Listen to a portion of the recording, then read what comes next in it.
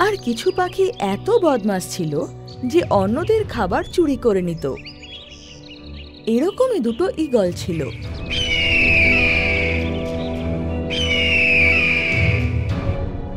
যারা নিজেদের খাবার খেয়েও অন্যদের খাবার চুরি করত। আরে ঈগল ভাই, চল না কারুর খাবার চুরি করে আনি। এতটুকু খাবারে তো আমাদের পেট ভরেই না। হ্যাঁ হ্যাঁ, চল যাই, কারুর খাবার চুরি করে নিয়ে আসি আর নিজের পেট ভরাই। তারপর ঈগল একটা পায়রার কাছে যায়।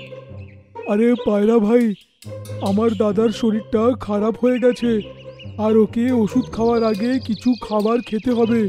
আমাদের খাবার তো সকালে শেষ হয়ে গেল, তুমি একটু খাবার দিয়ে দাও, আমি আমার খাবার থেকে তোমাকে ফিরিয়ে দেব। কোনো ব্যাপার নয় গো, তুমি আমার খাবার নাও আর নিজের ভাইকে খাওয়াও।